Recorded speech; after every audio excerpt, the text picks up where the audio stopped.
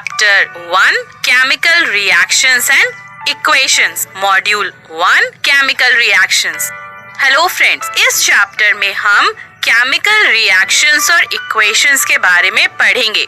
आज हम इस चैप्टर के फर्स्ट मॉड्यूल को स्टडी करेंगे और जानेंगे कि केमिकल रिएक्शंस क्या होती हैं। फ्रेंड्स, आपको याद होगा हमने प्रीवियस क्लास में फिजिकल और केमिकल चेंजेस के बारे में पढ़ा था। तो एक बार हम केमिकल चेंजेस को रिकॉल करते हैं। क्या होते हैं केमिकल चेंजेस? केमिकल चेंजेस वो परमानेंट चेंजेस होते हैं जिनके दौरान न्यू सब्सटेंसेस फॉर्म होते हैं और इन न्यू सब्सटेंसेस की केमिकल प्रॉपर्टीज और केमिकल कॉम्पोजिशन बिल्कुल डिफरेंट होता है। किनसे? उन सब्सटेंसेस से जिनसे मिलकर ये बनते हैं। तो क्या समझा हमने?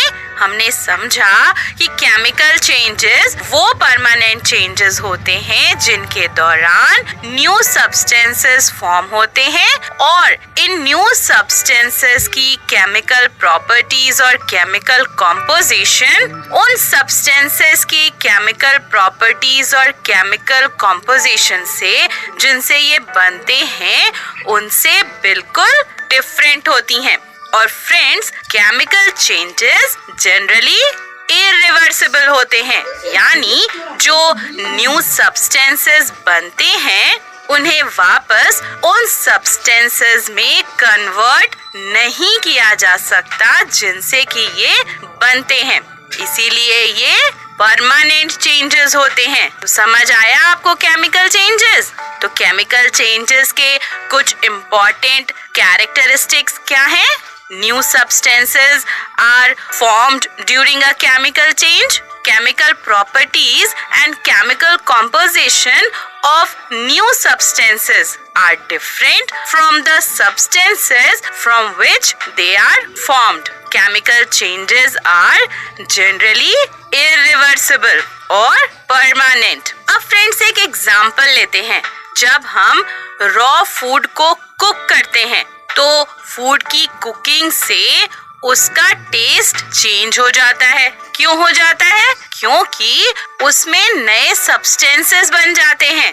तो कुकिंग ऑफ फूड क्या है? ये एक केमिकल चेंज है।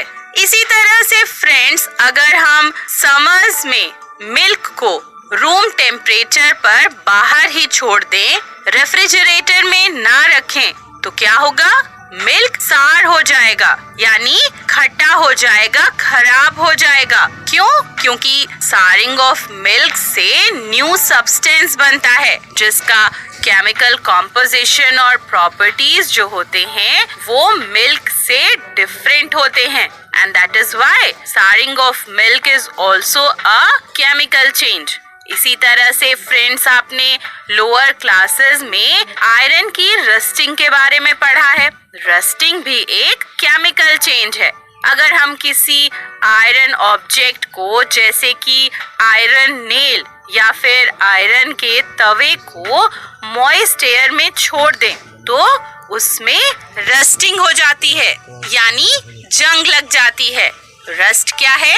रस्ट एक न्यू सब्सटेंस है जो वापस आयरन में चेंज नहीं हो सकता।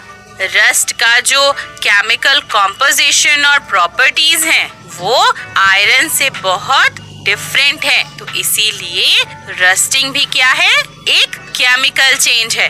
इसी तरह से फ्रेंड्स, ग्रेप्स का जो फर्मेंटेशन होता है उससे भी न्यू सब्सटेंसेस फॉर्म होते हैं। ये भी एक केमिकल चेंज है।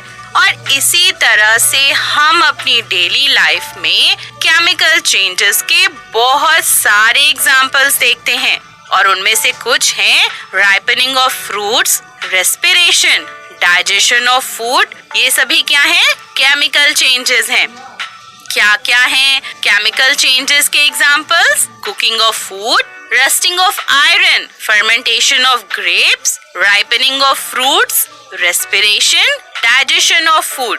तो फ्रेंड्स, हमने अभी बहुत से एग्जाम्पल्स देखे जिनमें इनिशियल सब्सटेंसेस जो हैं उनका नेचर और आइडेंटिटी चेंज हो रही है। तो हम क्या कहते हैं? हम कहते हैं कि केमिकल रिएक्शन हो रही है, यानी केमिकल चेंजेस को हम केमिकल रिएक्शंस कहते हैं, क्योंकि chemical change involves chemical reactions. Friends, हम कह सकते हैं कि केमिकल रिएक्शंस वो प्रोसेसेस होते हैं जिनके दौरान न्यू सब्सटेंसेस फॉर्म होते हैं और इन न्यू सब्सटेंसेस की प्रॉपर्टीज उन सब्सटेंसेस से डिफरेंट होती हैं जिनसे रिएक्ट करके ये बनते हैं। तो अगर हमें केमिकल रिएक्शंस को डिफाइन करना हो तो हम कैसे करेंगे?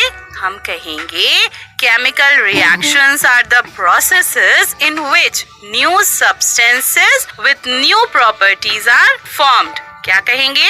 Chemical reactions are the processes in which new substances with new properties are formed. Friends, chemical reactions को और अच्छे से समझने के लिए चलिए हम एक एक्टिविटी करते हैं।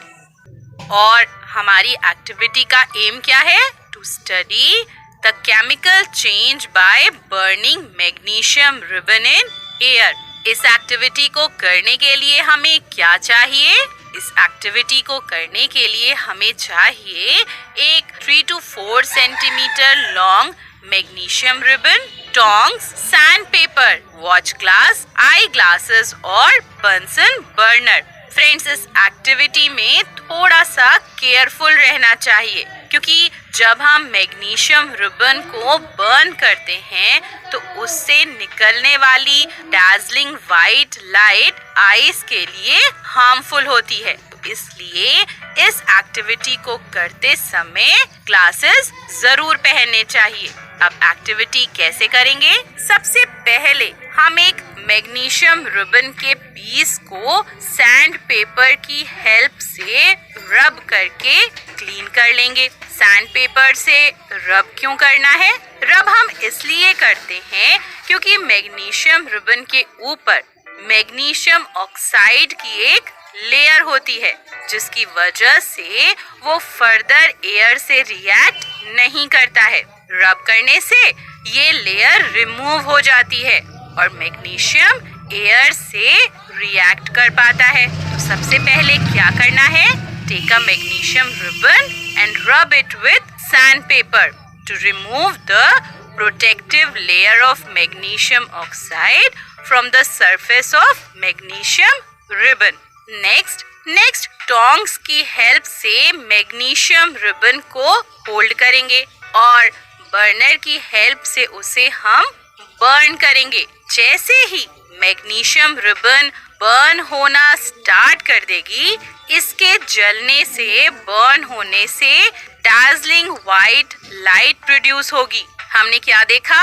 हमने देखा कि magnesium ribbon Burns with a dazzling white light and you already know this light is very harmful to the eyes. अब आप नीचे देखो, आप क्या ऑब्जर्व करोगे? आप देखोगे कि रिबन के जलने से एक वाइट पाउडर नीचे गिर रहा है और ये वाइट पाउडर या वाइट ऐश जो है, इसको हम वॉच ग्लास में कलेक्ट कर लेंगे। क्या करेंगे? कलेक्ट द वाइट ऐश और white powder in the watch glass. Friends, आप जानते हो ये वाइट पाउडर या वाइट ऐश क्या है? ये वाइट पाउडर मैग्नीशियम ऑक्साइड है। जब हम मैग्नीशियम रिबन को बर्न करते हैं तो मैग्नीशियम एयर में प्रेजेंट ऑक्सीजन से रिएक्ट करता है और एक नया कंपाउंड मैग्नीशियम ऑक्साइड बनता है। तो हम कह सकते हैं कि जब मैग्नीशियम को एयर में बर्न करते हैं तो मैग्नीशियम और ऑक्सीजन के बीच में क्या होता है? केमिकल रिएक्शन होती है और एक नया कंपाउंड बनता है। क्या होता है? जब हम मैग्नीशियम रिबन को एयर में बर्न करते हैं तो मैग्नीशियम और ऑक्सीजन के बीच में केमिकल रिएक्शन होती है और एक नया कंपाउंड बनता है। और क्योंकि एक नया सब्सटेंस, एक नया कंपाउंड मैग्नीशियम ऑक्साइड फॉर्म हुआ है, तो इसलिए ये क्या है? इसलिए ये एक केमिकल चेंज है। इस रिएक्शन को देखिए, Mg plus O2 forms 2MgO। Chemical reaction को लिखना हम बाद में सीखेंगे। अभी बस आप इस रिएक्शन का इक्वेशन देखिए, Mg प्लस O2 2MgO, यानी मैग्नीशियम ऑक्सीजन से, वो ऑक्सीजन जो एयर में प्रेजेंट है उससे रिएक्ट करके 2MgO यानी मैग्नीशियम ऑक्साइड बनाता है। तो फ्रेंड्स, आई होप आपको समझ आ गया होगा कि मैग्नीशियम रिबन की बर्निंग एक केमिकल चेंज है और इसमें केमिकल रिएक्शन होती है। तो हम क्या कंक्लूड कर सकते हैं? अब हम कंक्लूड कर सकते हैं कि on burning magnesium reacts with oxygen present in air to form magnesium oxide, a new compound, and thus it is a chemical change. अब फ्रेंड्स, क्या आपको पता है कि केमिकल चेंजेस में केमिकल रिएक्शंस होती कैसे हैं? चलिए इसको समझते हैं। फ्रेंड्स, ये तो हमें पता ही है कि केमिकल चेंजेस के दौरान न्यू सब्सटेंसेस फॉर्म होते हैं, लेकिन ये न्यू सब्सटेंसेस कैसे बनते हैं? न्यू सब्सटेंसेस बनते हैं एटम्स के रीअरेंजमेंट से। कैसे? एटम्स के रीअरेंजमेंट से। Rearrangement of atoms of different elements takes place during a chemical reaction. इसका मतलब कोई नया एलिमेंट नहीं बनता, रादर एटम्स के रीअरेंजमेंट यानी रिकॉम्बिनेशन से new substance, new compound form होते हैं। जैसे मैग्नीशियम की बर्निंग में हमने देखा कि मैग्नीशियम के एटम्स, Mg एटम्स, ऑक्सीजन के एटम्स के साथ कंबाइन करके मैग्नीशियम ऑक्साइड यानी MgO बनाते हैं। तो एटम्स तो वही है ना, Mg और O, बस उनका रीअरेंजमेंट हुआ है और एक नया कंपाउंड मैग्नीशियम ऑक्साइड बना है। इसी तरह से किसी भी केमिकल रिएक्शन में न्यू कंपाउंड बनता है। जो भी एलिमेंट्स होते हैं उनके एटम्स रीअरेंज हो जाते हैं और एक नया कंपाउंड बनता है। तो समझ आ गया ना आपको कि rearrangement of atoms of different elements takes place during a chemical reaction. तो फ्रेंड्स, चलिए अब हम जल्दी से इस मॉड्यूल में हमने जो कॉन्सेप्ट पढ़ा उसके मेन पॉइंट्स को रिवाइज कर लें। Some important characteristics of chemical changes are as follows. 1. New substances are formed during a chemical change. 2. The chemical properties and the chemical composition of new substances are different from that of the substances from which they are formed. 3. Chemical changes are generally irreversible or permanent. Chemical reactions are the processes in which new substances with new properties are formed.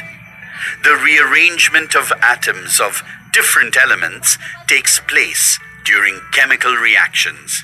During the burning of a magnesium ribbon, the rearrangement of magnesium and oxygen atoms takes place and a new substance, magnesium